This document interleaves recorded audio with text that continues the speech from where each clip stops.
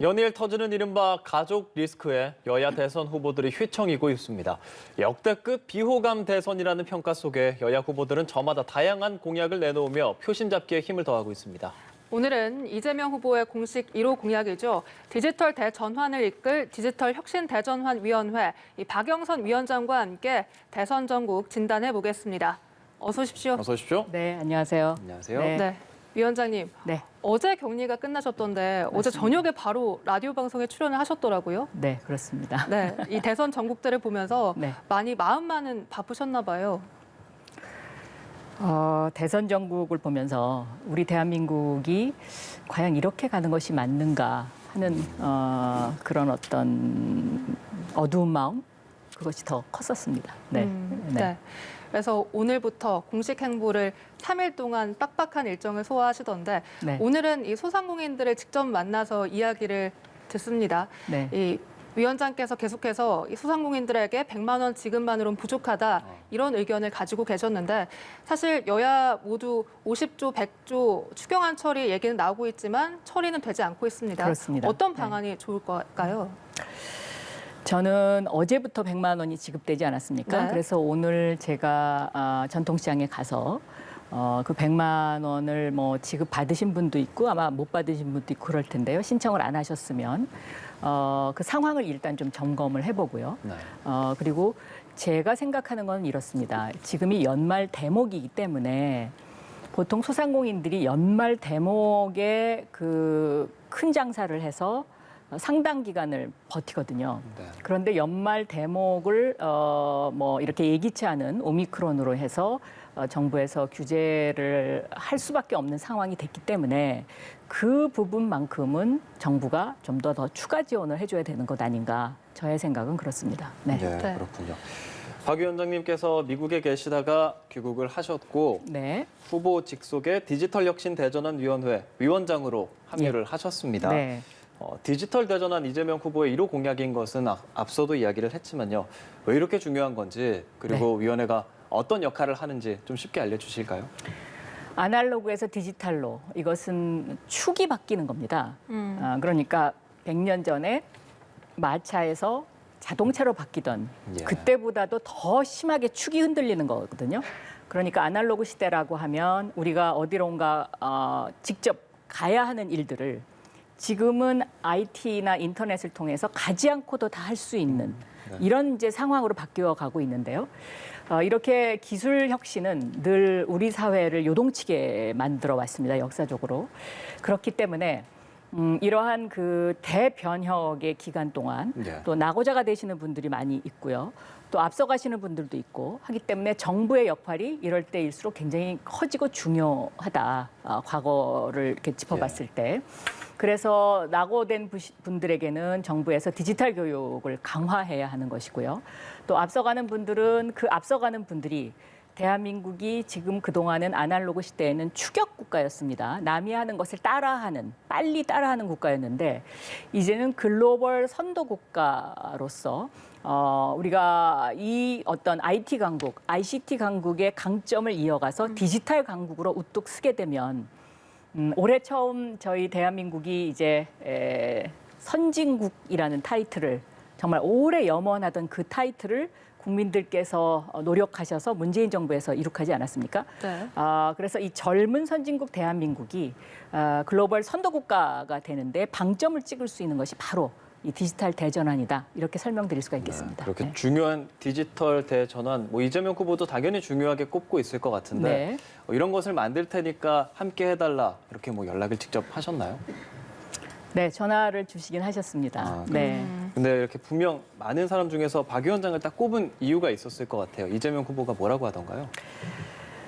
제가 중소벤처기업부 장관을 했었는데 네. 그때도 중소벤처기업의 캐치프레이즈가 디지털 경제로의 대전환이었습니다. 그래서 아마 그 업계, 그러니까는 벤처 스타트업 또 중소기업에서 좀 요청이 많이 있었다 이런 설명이 있으셨습니다. 네. 그럼 그 이 후보가 함께 하자고 제안을 했을 때 어떤 부분을 보고 함께 해야겠다라고 결심을 하셨나요? 아날로그 시대에는요. 나는 경제를 잘 몰라. 그러니까 당신이 경제 대통령을 해 하는 이러한 전두환 스타일의 그 방식이 어느 정도 먹힐 수 있습니다. 그런데 디지털 시대는 모든 것이 실시간으로 이것이 다 이루어지기 때문에 대통령이 직접 결정을 해야 되는 일들이 굉장히 많이 늘어나고 과거의 아날로그 방식으로는 이것이 안 됩니다. 그래서 이재명 후보의 가장 큰 장점은 빠른 판단력, 그리고 강한 추진력, 실행력이다. 저는 이렇게 생각해서 이 시대에 필요한 사람이다. 그리고 이재명 후보가 이러한 문재인 정부에서 디지털 대전환과 관련된 디지털 인프라를 깔았다면 디지털 강국으로서의 완성도를 높이는 일에는 가장 최적합한 분이 아닌가 저는 그렇게 생각하고 있습니다. 네. 네. 사실 윤석열 후보도 이 디지털 플랫폼 정부에 대한 구상안을 발표를 해서 네. 과연 위원장께서 말씀하시는 그 디지털과 윤석열 후보의 디지털 플랫폼이 어떻게 다른지 그 네. 차별점이 무엇인지 궁금합니다. 윤석열 후보가 디지털 이야기를 하기 시작한 것이 이제 이재명 선대위에서 디지털 대전환 위원회가 꾸려지고 그리고 제가 임명되고 나서 이제 그 이야기를 하기 시작을 했는데요. 네. 결국은 윤석열 후보가 디지털 정부 이야기를 하면서 구글 정부를 만들겠다 예. 이런 얘기를 했어요. 그런데 이 구글 정부라는 것이 도대체 무엇이냐?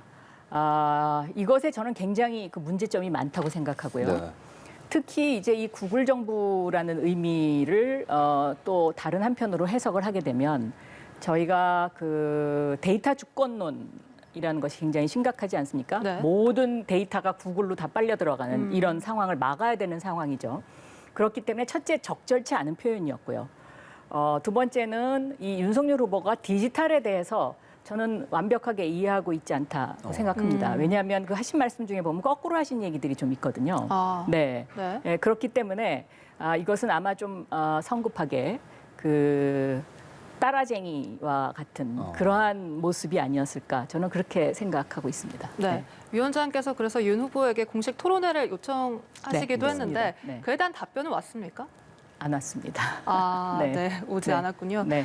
앞으로 올 거라고 보시는지요? 글쎄요. 뭐 토론을 별로 안 좋아하시는 분이라서. 네. 알겠습니다. 네. 윤석열 후보에 대해서 좀 더 이야기를 해보자면요.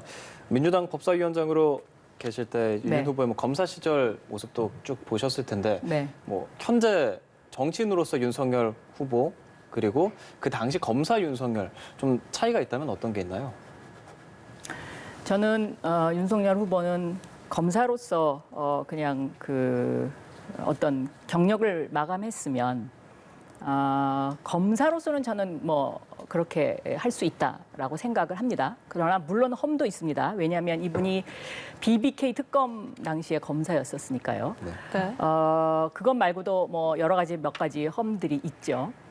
그런데 저는 요즘에 와서 복귀해 보면 이런 생각을 합니다. 윤석열 후보가 박근혜, 이명박 대통령 수사를 굉장히 열심히 했습니다. 그러면 이것은 결국 검찰총장을 시켜달라는 의미에서 문재인 대통령에게 잘 보이기 위해서 이렇게 수사를 열심히 했을까 하는 의심을 하게 됩니다. 왜냐하면은요, 본인이 그렇게 수사를 해놓고 당선되면 다 사면시키겠다고 하지 않습니까? 이거는 정말 논리적으로 정합성에서 굉장히 많이 어긋나는 행동이다. 그리고 본인이 공정과 상식을 이야기하는데 상식적으로도 저는 부합하지 않고 공정에도 상당히 문제가 있다. 이렇게 생각하고 있습니다. 네. 네. 이 박 위원장님이 합류뿐만 아니라 사실 유시민 전 이사장이라든가 네. 이해찬 전 대표라든가 여권의 결집이 이루어지고 있고 또 열린민주당과의 합당도 이미 합의가 됐습니다. 이런 흐름을 볼 때 너무 또 강성으로 가는 것 아니냐 이런 일각의 비판도 있어서요. 이에 대해서는 어떻게 보십니까? 저는 선거는 풀밭을 꽃밭으로 만드는 것이다. 이렇게 생각합니다. 그런데 풀밭에 꽃이 혼자 피어 있다고 해서 꽃밭이 되지 않습니다. 저는 이 꽃도 피고 저 꽃도 피고 그래서 여러 꽃이 폈을 때 그때 풀밭이 꽃밭이 된다 이렇게 생각합니다. 네, 풀밭이 꽃밭이 된다는 말씀해 주셨는데요. 뭐 이재명 후보가 뭐 부동산 정책이나 재난지원금 다양한 정책들을 내놓고 있잖아요. 네. 그런데 그게 뭐 문재인 정부와 약간 각을 세우는 게 아니냐는 비판의 목소리도 있어요. 전통적인 민주당 지지자나 문재인 대통령 지지자들은 너무 우클릭 행보를 걱정하기도 합니다. 위원장으로서 어떻게 생각하시나요? 문재인 정부에서의 부동산 정책은 방향은 옳았습니다. 그런데 처음 부동산 정책을 입안할 당시와 지금의 상황은 굉장히 많이 변해 있었고 예기치 못한 상황들이 많이 나타나게 됐죠. 예를 들면 코로나 팬데믹으로 일단 시장에 돈이 너무 많이 풀렸고요. 그리고 부동산이 예기치 않게 굉장히 급상승을 하게 됐습니다.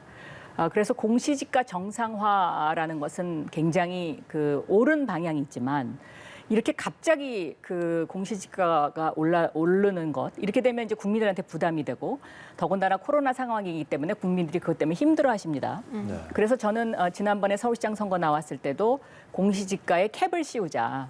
그러니까 공시지가가 1년에 10% 이상 못 올라가게 10%까지만 올라가게끔 캡을 씌우는 것이 적당치 않을까 이런 주장을 했었는데요. 그것처럼 저는 정책이라는 것은 경제적 상황, 사회적 상황이 바뀌었을 때는 그것을 탄력적으로 대응하고 또 속도 조절을 하는 것이 필요하다. 저는 이렇게 생각하고 있습니다. 그 주역 경구에 보면 네. 이불변, 응만변이라는 말이 있는데요. 한 가지 원칙을 가지고 만 가지 변화에 대응을 해야 된다. 저는 그 말이 요즘의 상황을 가장 잘 설명해 줄 수 있지 않을까 그렇게 생각합니다. 네. 네, 알겠습니다.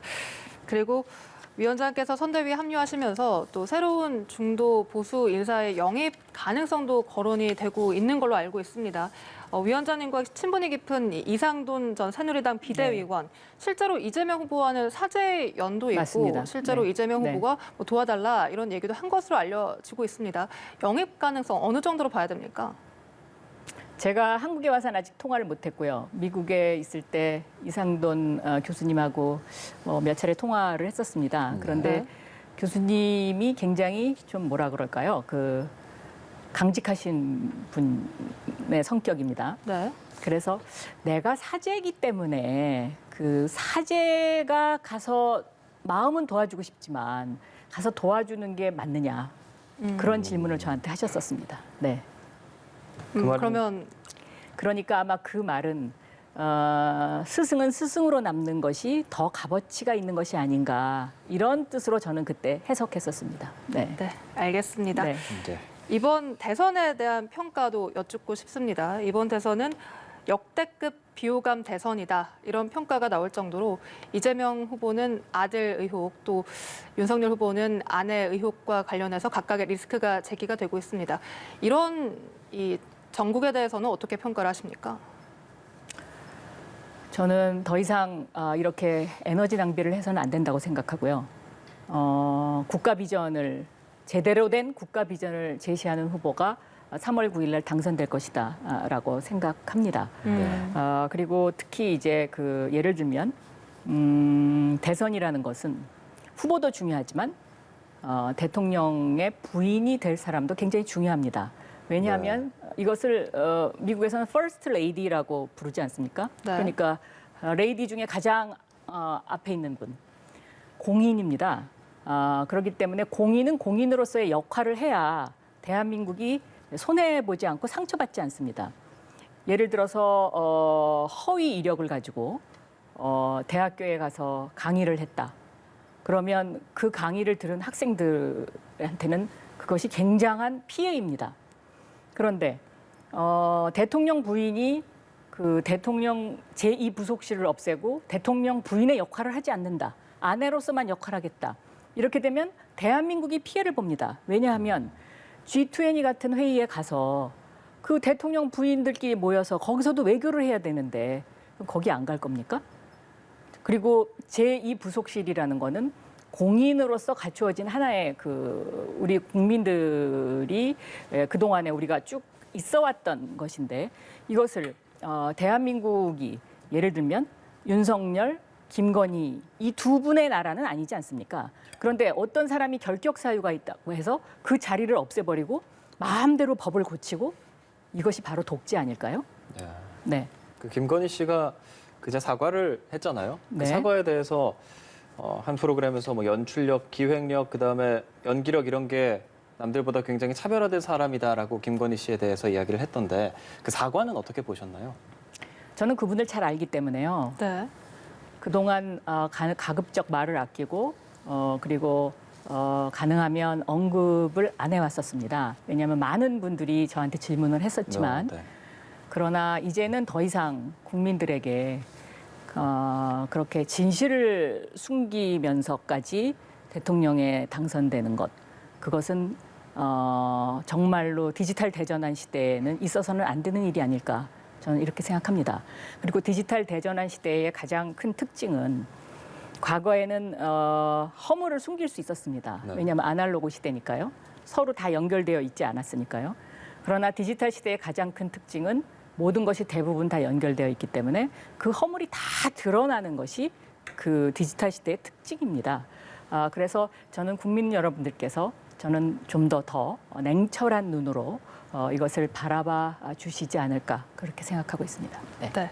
이 박근혜 전 대통령의 특별 사면에 대해서도 이 국민 여론은 잘했다라는 평가가 10명 중 6명 정도 나오더라고요. 위원장께서는 이 특별 사면에 대해서 어떻게 생각을 하시고 또 각각 이재명 후보의 유불리를 좀 따져주신다면요? 저는 문재인 대통령께서 이 문제에 대해서 굉장히 고심하셨을 거라고 생각합니다. 네. 그리고 원래 문재인 대통령은 원칙을 흐트리는 것을 정말 잘 안 하시는 분입니다. 그러나 문재인 대통령께서 이렇게 결정하신 배경에는 박근혜 전 대통령의 건강 문제가 상당히 많이 영향을 미치지 않았을까, 저는 개인적으로 그렇게 생각하고 있습니다. 그리고 저도 찬성하는 10명 중 6명의 국민 중에 한 사람입니다. 네. 네. 예, 많은 분들이 박 위원장님의 뭐 지금 서포트 역할이 아니라 주자로서 뛸 생각이 없는지를 궁금해하는 것 같아요. 여러 인터뷰를 통해서 현재는 서울 종로 재보선, 서울시장 재도전은 생각하지 않고 있다고 말해주셨는데 대선 이후에 혹시 그 가능성에 대해서 좀 여쭤보려고요. 지금 제 역할은요, 주인공은 이재명 후보이고요. 저는 조연입니다. 그렇기 때문에 저는 대선 이외의 다른 생각은 현재로선 하고 있지 않습니다. 현재로선 없는 겁니까? 그렇습니다. 네, 알겠습니다. 지금까지 민주당 디지털혁신대전환위원회 박영선 위원장과 함께 이야기 나눠봤습니다. 고맙습니다. 네, 감사합니다. 고맙습니다.